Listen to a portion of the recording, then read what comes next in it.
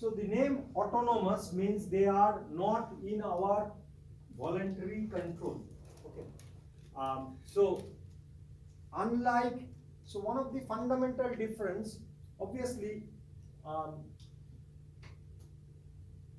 of the fundamental difference in autonomic nervous system, in normal somatic nervous system, you have got a motor neuron which goes to, for example, supplying the muscle, but it's a single neuron. Whereas in autonomic nervous system, there are two neurons in between before they can go and supply. So that's one of the significant difference.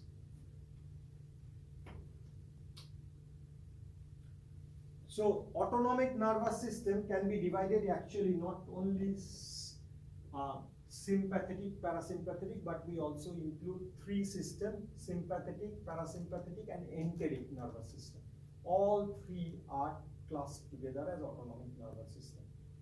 In parasympathetic, the first order neuron is acetylcholine, the second order is also acetylcholine. Whereas in sympathetic, the first order is acetylcholine, but second order is epinephrine, norepinephrine. Only for sweat gland, acetylcholine is the neurotransmitter. That's the key difference. Okay.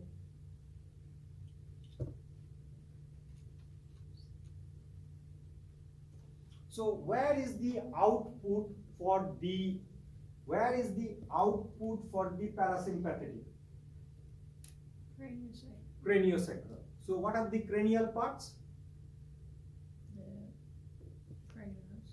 Yeah, which cranial nerve? 3, 7, 9, 10. Okay. And then you have got the sacral, which is the S1, S2, S3. Some book says that they include L11 and 12 as well, but S1, S2, S3. So craniosacral. Okay. Need to know that. These are the various ganglia. You don't need to remember. But as you can see, Ellinger-Westphal nucleus, it goes and supplies the ciliary and the pupillary muscles. Superior salivatory nucleus through the pterygopalatine ganglion, nasal, lacrimal, pharyngeal, and palatine gland. Through submandibular, it supplies submandibular and sublingual gland.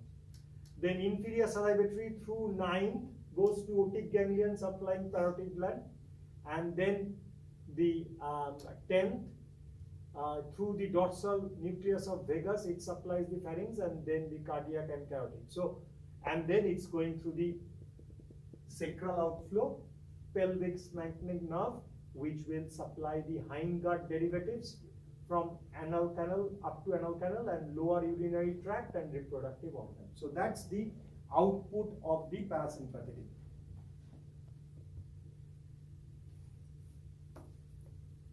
For sympathetic, on the other hand, it's a, so what is the difference in sympathetic? It's a thoracolumbar output. So they supplies through the thoracics and the lumbar and supply all the parts of the body. And then there is an enteric nervous system which include both sympathetic and parasympathetic. Now, if we look at the central control of this autonomic nervous system, again the limbic system is very, very important. All the structures in the limbic system, including insular cortex, which is considered one of the highest center. But the key player here, which is the subcortical structure, is the hypothalamus. Hypothalamus is the master coordinator for this system. So they receive all the sensory input from the viscera as well as the cortical input. Okay. And then they respond it through the sympathetic and parasympathetic. So that's the key. It has got a central part, is very, very important as well.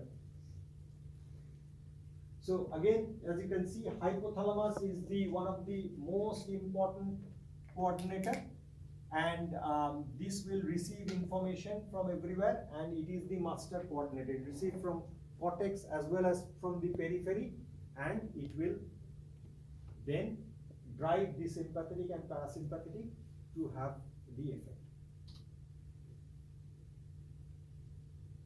So this is the chart, if you remember, that's the So all the part they have got opposite effect. It's very standard chart. It's not a very. So that's the autonomic nervous system. Key about autonomic nervous system is they are intimately, the cortical part is intimately related to limbic system. Hypothalamus is the key regulator. It is receiving both cortical and the peripheral information, all the visceral information. They are receiving it, and then they are fine-tuning the sympathetic and parasympathetic to have the homeostasis and balance in the body.